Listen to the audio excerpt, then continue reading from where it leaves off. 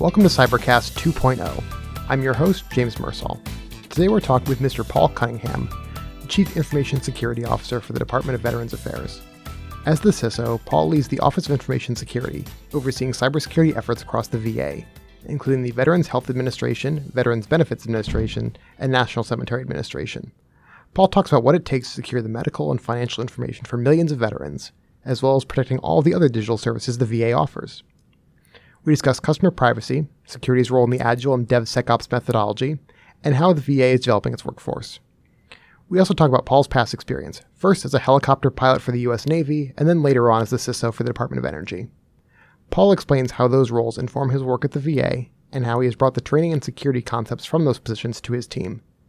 Finally, we look to the future, where Paul tells about how the threat landscape has evolved over his time, but more importantly, how the solutions to those threats have evolved to take a proactive risk management approach.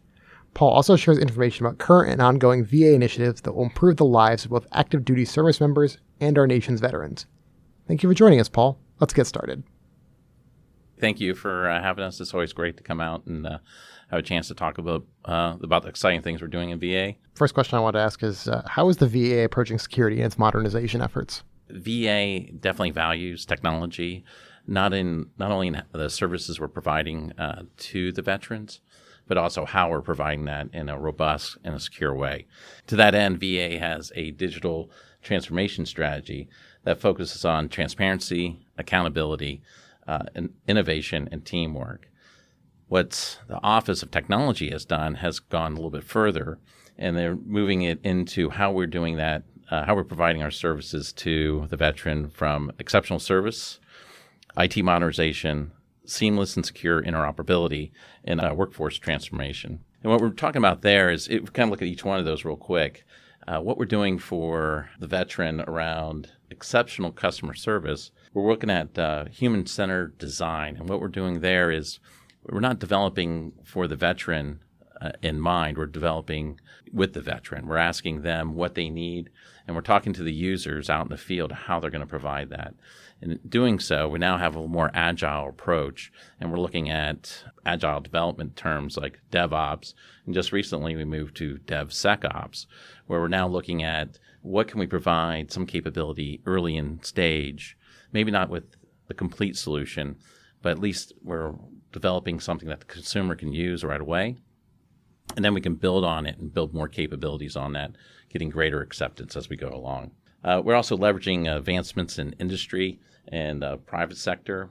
We're looking at buying before building, and where we can look at agile development successes, we're bringing that talent in and that sort of kind of mindset. So we're not developing it on our own. We're already coming in with the strategies already and the structure already aligned. And then we're finding commonalities with our other federal partners, and we're seeing this strongly in how we're dealing with the development and implementation of the electronic healthcare record. In doing so, we're partnering with the Department of Defense, and we're looking at where we can raise our standards to match up with DoD's, so there's that interoperability.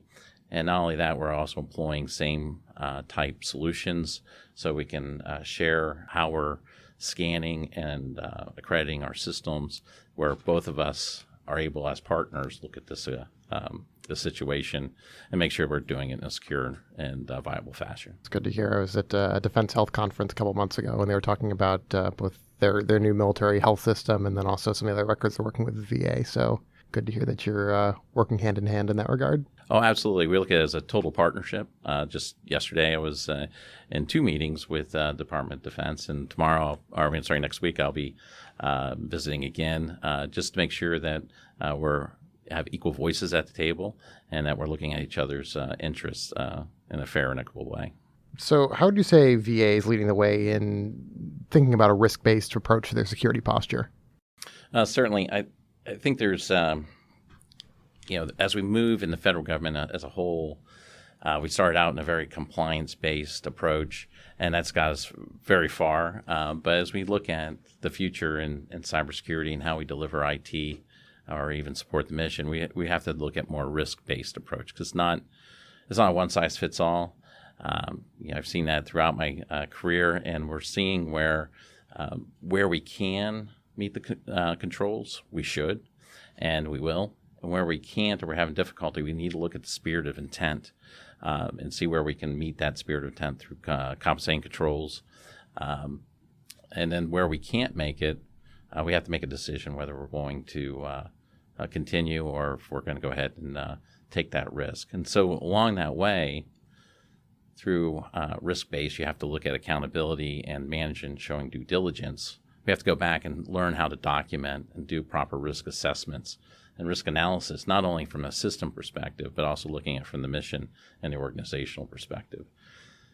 And this isn't an original thought. I mean, it's NIST has it written in NIST Special Pub 837 and 39, and it talks about not only the system risk approach, definitely around a risk management framework, but then it also talks about mission and it also talks about the organizational part. So if you look at the other associated publications, they usually have a section in there that talks about how to evaluate mission or organizational risk as well. Definitely sounds like something I've heard of, going beyond DevSecOps to DevDataSecOps and thinking about what is the most mission critical data for your organization and how to focus on protecting that first and thinking about that in terms of prioritization.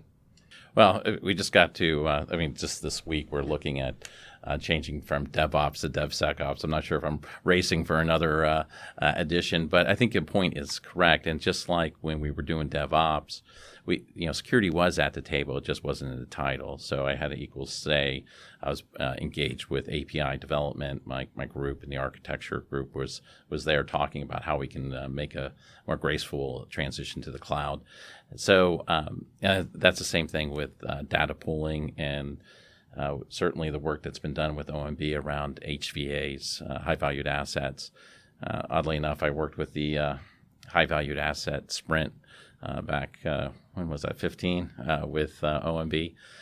And that was really a unique point because until then, we were really focused on the value of a system from a system owner and maybe the mission as well. And we weren't looking at it from an adversarial perspective. If we were, it was kind of almost a tertiary thought. And through the high-valued asset program through OMB, I see a lot more opportunity for us to actually look to see is the adversary consider that very high value to them. That helps us understand what sort of protections we need to put in and the additional control sets that we need to put in as well. What would you say is unique about the VA compared to other federal agencies, especially in terms of your cybersecurity opportunities and challenges? Our customers and the services that we provide make us unique, and I think that's probably a bad answer you'd hear across the federal space. But our constituents are very educated. They're familiar with the Fed environment or federal environment. If they're a veteran, they've been in the Department of Defense, and they have some exposure. And what they expect and really what they deserve on a grateful nation is a high standard. And it goes just beyond having the largest healthcare network in the country. We also have $120 billion of financial benefits that we give a year, so we're a financial institution. And we have thousands, tens of thousands of acres of memorial space that we must maintain and for the veterans as well. So when you look at it, it's three major, in some cases, disparate missions. And we got to make it work for one, for every individual that's coming through, every veteran, as they go from active duty all the way through memorial. So in that regards, we have to look at it from where can we get efficiencies from the private sector. Thinking on top of just the three disparate services, just how broad the reach of VA is, hospitals across the country, financial services across the country. How do you coordinate such a nationwide security effort compared to some federal agencies that are focused on only a few data centers or facilities across the U.S.? So we're looking at, and just in Veterans Health Administration alone, there are over 190 hospitals and 1,200 clinics, and those clinics are maybe co-located with non-federal organizations, maybe like a university or another hospital, and we have to take that into account in how we deliver our services, especially the healthcare services for our veterans. So it's not always as easy as having a very stagnant topology. So we recognize that, and where we can, we subnet. We definitely put in areas that can take different set of risk based off the environment they're in, and also put in different control sets too to help mitigate those risks. And then, of course, for the business side or the regular IT side, we have a more centralized approach, and we're working at developing ways to make sure that each endpoint we have a visibility, the traffic that's going along that. We use TIC. We're also using CDM. We're a big proponent of CDM. We're in Defend right now, and we're looking at how we can leverage the successes of other federal agencies through DHS CDM projects to provide better services for our veterans. I can definitely see how both TIC and CDM would help out a lot if you've got not just a wide network, but several broad networks. Knowing what's on the network is a very important first step. The key part, too, is working with our partners and our mission partners. We work with, OIT has liaisons with them. We're embedding ourselves as part of the partners in each of the key pillars of VA. To make sure that the IT services are there. One thing is, we want to give the best care and the best services to the veteran. I've kind of talked about that at length. But as IT and even in cybersecurity, we don't always get to see the faces of the veteran. In doing so, we have to make sure our business partners who are interfacing with the veteran have the tools that they need to provide that care in an efficient way. Thinking about data, as you mentioned, there's the Veterans Benefits Administration, the Veterans Health Administration. You're both a financial services agency in a sense, as well as a healthcare agency. How important is it for privacy to be integrated with cybersecurity, and how do you accomplish that? I think in the past, everybody kind of realized that privacy and cybersecurity were related, but not necessarily co-located. In VA, they're actually under my office. And to that degree, I'm not only the Chief Information Security Officer, but I'm also the Chief Privacy Officer. And this is the first time of being a Chief Privacy Officer. I've learned a lot. I can't talk more, have higher regard about the work that the privacy team is doing out in the field to make sure that the information, and there's a lot of key information is being provided to the veteran, health records and that Social Security numbers, billing information, that must be protected. And I have a crack team of folks to make sure that we're doing it in a sound way. And when things occur, we have an incident response capability that is timely and transparent, because that's what we owe the people. But with that, I would say that having both at the table in OIS allows them to hear some of the things. All my directors actually can hear now what privacy is talking about and what they need in the control set. So it's not just the system protection or just the generic information or the protected information of VA, but it actually kind of goes back to the PII is now inside the thought processes when we're starting to do the architectural work. And it's not a passing thinking. It was more of a committed, invested approach to bringing privacy and cybersecurity together. That's great to hear. I remember at our Tech Futures event, you pointed out that cybersecurity and I guess privacy to a degree as well have this bad image of being more of a traffic cop at the end of the process rather than a risk broker along the way. But when you bring security teams in faster along the process, it means that you get the product out faster and it's more baked into the system rather than an additional roadblock at the end. Yeah, I think with that too, if you think of the dollars spent in privacy and response, you'll never regain the value of that. It doesn't add more privacy. It's fixing a hole.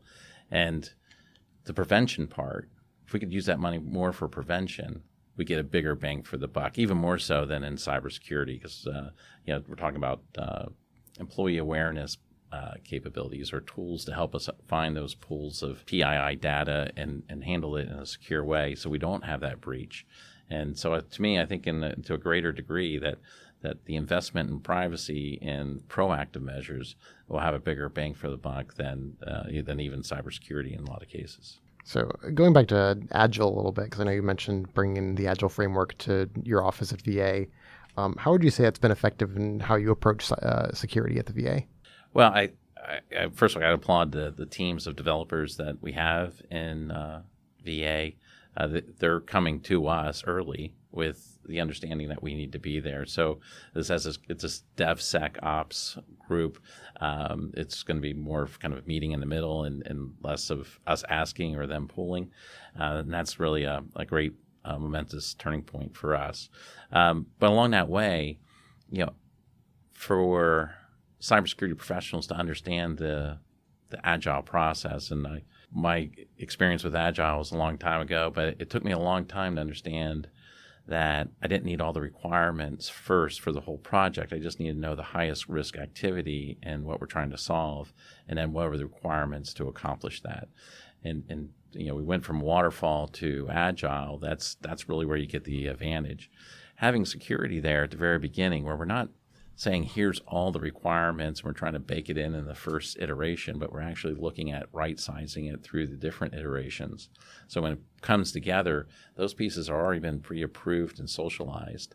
And as we keep moving forward, we're adding additional capabilities based off the information that we're protecting, as well in the environment that they're operating in.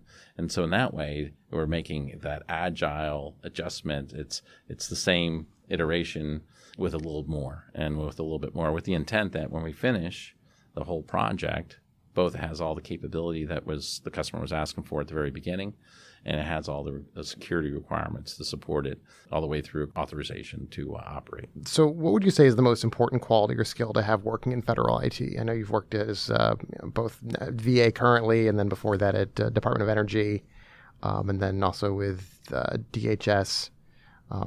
In your experience, what is the most important quality for someone to have if they're looking to work in federal IT, and how have you brought that into your agencies when it comes to hiring and retention? Well, I would say that there needs to be a certain amount of empathy to the mission, right? You want to come up and you want to go to work, and you got to have a sense of service to work in the federal government. Everybody knows that the pace cycle is different. You can definitely make more on the outside. It's a different tempo. I worked commercial for a bit before coming into federal space. And so the tempo is a little bit different. But it's a good tempo too, because if you're committed and you enjoy the work and you find it rewarding, not only financially, but personally as service to the federal government, it's a big world. I mean, I worked for Department of Energy and now I work for VA, but we're all federal, right? So all my leave, all my history, who I am, I'm a federal employee, right? So I think that's a great opportunity because there's so many opportunities. Knowing that and understanding that is great. And then you also got to have a little bit of drive in there too, because while we're doing great work in categorizing cybersecurity codes for positions, and we're now working on that workflow, so that way you can start as a novice or right out of college with or high school even with a certain base knowledge, and we'll build it up, and you can think of your career as kind of a journey. But we still need the individual to understand where they want to go, where their drive is, so we can get them into the right positions and the right organizations. And I'd encourage them to take risks within standards, I would say. But if you have an idea, bring it, because that's really the exciting part. There's a lot of room for growth. There's an environment for new ideas coming in. And the learning curve works both ways, right? So we want new people coming in with different experiences. I just heard recently somebody say, we need creativity, and creativity will really only stem from inclusion of diversity. That's the diversity of experience and diversity of education and just who we are. And so it really does take the whole team to come in, and we'll be a lot more successful with new ideas. So I'd encourage anybody new that's coming in and working definitely inside OIS to be willing to kind of share those ideas.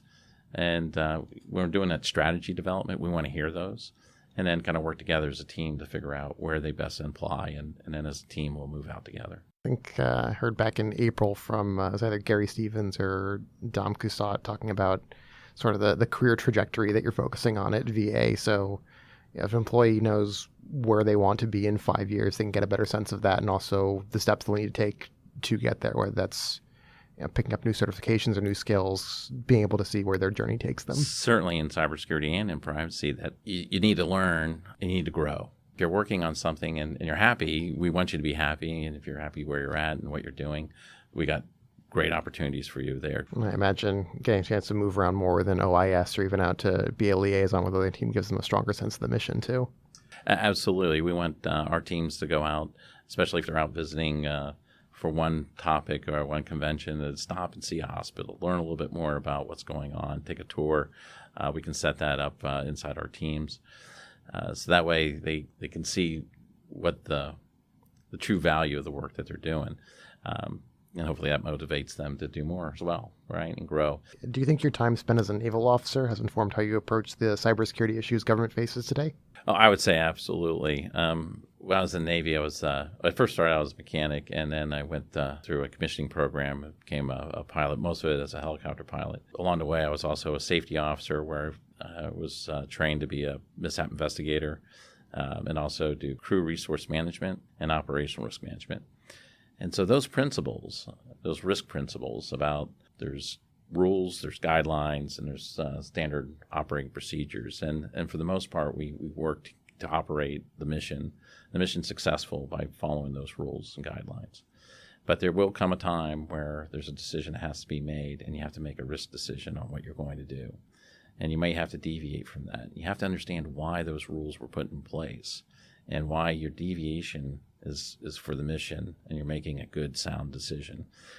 So in doing so, if you and of course be accountable at the end. If you do deviate, call, fess up that you, like for instance, there was a rule set that we couldn't fly from one ship to another ship if it was greater than 150 miles away, with the understanding that if you don't find the ship, you can still make it back. And we were 200 miles away, and we went ahead and did that because there was a medical emergency on it.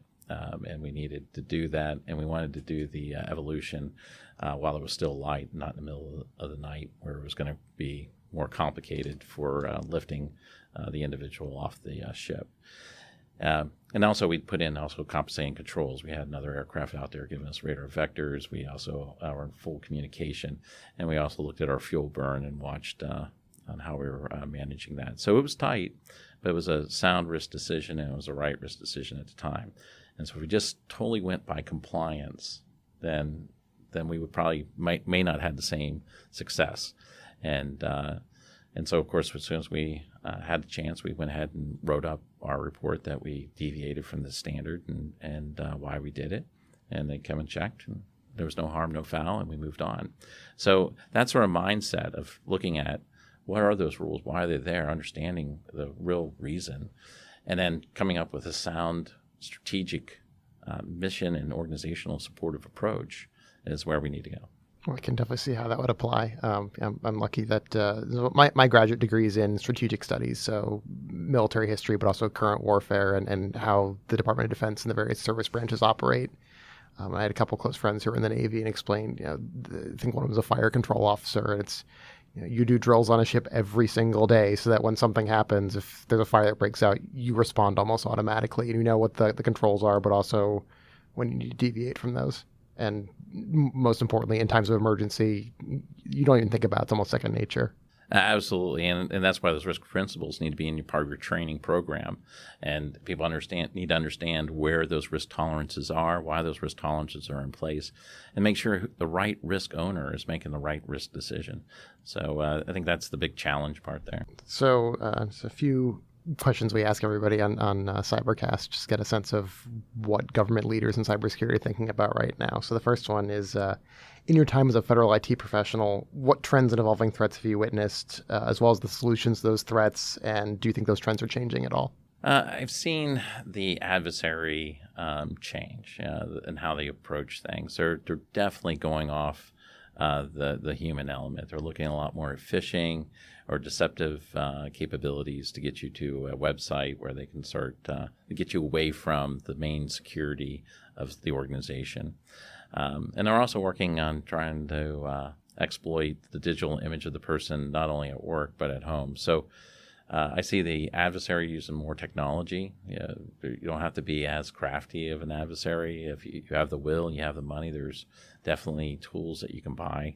And then, of course, they can use large data analytics too, or big data analytics to move their strategy. So as we publish more and more about what we're doing, they're constantly retooling their approach because they want to be very effective.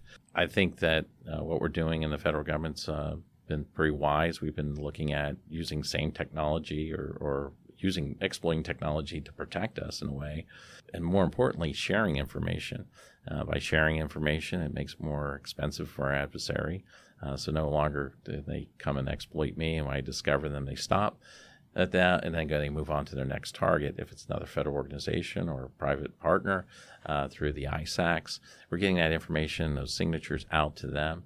So that makes it even harder for the adversary. So the adversary's got to be a lot more smarter than testing it on one and then trying it on another and then making the exploit on a third, because that discovery before it used to be very siloed, and now the information's being shared. If I can go back to the human element a little bit, I know that's something I've heard a lot, especially in the past few weeks, really, about making sure that everyone in your organization is cyber literate. What would you say the VA is doing to promote cyber literacy, not just in its security teams, but also organization-wide, to make sure that you don't have something that's centered around an employee that causes a security risk? Well, I think there's several approaches on that, obviously. Reoccurring reminders, making sure that the employee knows, and this is just beyond just the cybersecurity workforce, but the actual employees understand that they have a role in the cybersecurity play. Kind of, when I was in the Navy and working safety, it was all hands evolution. It just wasn't one small group providing safety. It's just not one small group providing security. Everybody has a role, and I think the average user is getting more aware of the risks, both in their work and private life. So, before 10 years ago, we weren't really dealing much with smartphones, but here we are. And how do we manage those? And people know how to use those, right? So they also know at work that they should be thinking a little bit differently about the information that they store, how they store it, how they send it. They're a little bit more conscious. But that just takes awareness, it takes leadership and a commitment from the leadership. And we have that at VA. It's a very high priority with the Secretary, Deputy Secretary, and certainly the CIO and myself. And in that, hopefully that empowers them to start taking those habits and incorporating, as you talked about, training, and just kind of, what the right thing to do because you do it all the time by habit. That's where we're going to get the efficiencies. And then we have to go back to just the basic blocking and tackling too. We need to know the critical roles that are in our organization that need that higher level training. Certainly those that are working in the financial part, that's a big point where our adversaries are trying to exploit, and make sure that they're getting additional training and support, really the support that they need to make informed decisions. What is a major initiative or challenge in cybersecurity that is not being talked about, in your opinion, or perhaps just not being talked about enough, if you can think of one? There's a couple things. I think, one, we're not really talking a lot about cybersecurity as a business value. We look at it kind of as an extension of IT in some regards, or maybe as we look at a building, it's kind of cost of doing business. But I see cybersecurity as a true business enabler. And in doing so, we got to start looking at, if we had $1 more to spend, where should we spend it? And is it in the cybersecurity posture, or is it inside the command culture to get the greatest bang for the buck? So, with that in mind, I look at trying to put things into kind of those basic business principles of every project, every program, every project, every activity. The big pieces, the big muscle movements, are we tying those back to the requirements? Do we know how that's affecting our mission and how it ties to our mission? And then are we putting the right cost, scope, and schedule to make sure we get it done? And if you do that and kind of start bringing it into the business perspective, we understand how it's supporting the mission. We know how cybersecurity can actually now help influence, whether it's brand reputation, financial reputation, mission reputation, the other values that the department or any organization has. So looking toward the future, what are you focusing on next for VA? Are there any challenges you're preparing for in advance or opportunities that you're keeping in mind? Well, we're very committed right now around the electronic healthcare record. That's going to add so much value to both active duty and the veteran.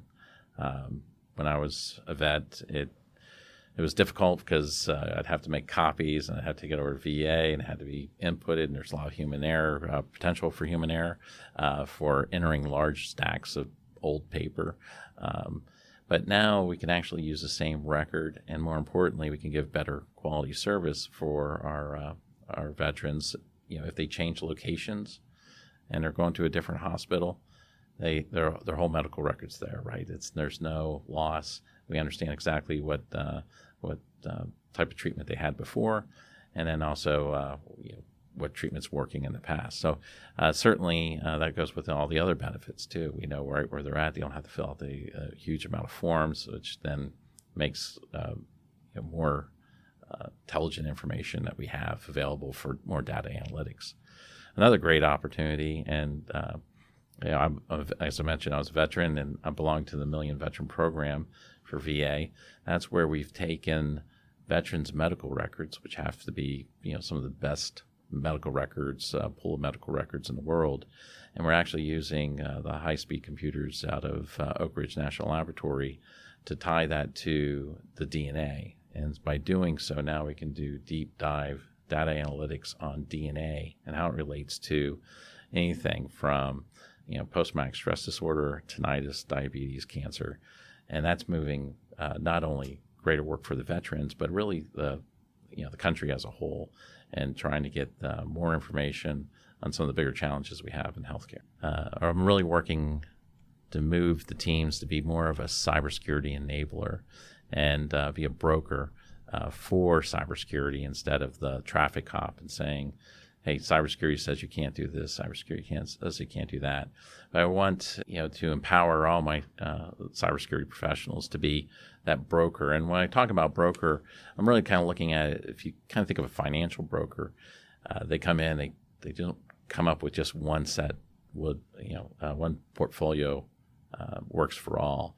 They actually come up with a strategy, and it usually involves talking to the customer, understanding what their risk tolerances are, where their interests lie, and then they build a portfolio options, and then they bring those options to the decision maker on which one that they would like to take, if they're going to take any.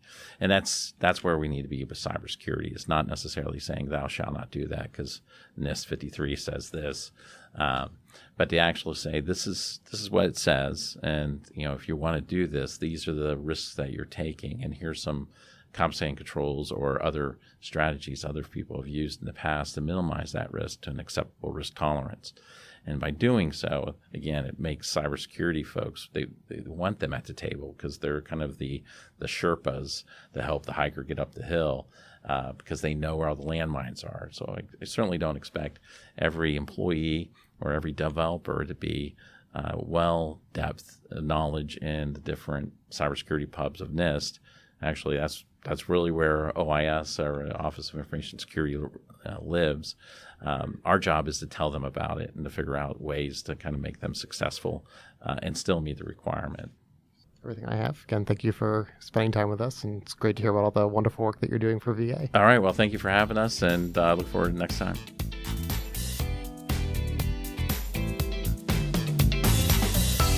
Cybercast is a production of Government CIO Media and Research. It is hosted by James Mersall, produced by Amy Kluber. For more podcasts, head to governmentcio.com/podcasts. If you're interested in sponsoring a podcast, contact us at sponsor@governmentcio.com.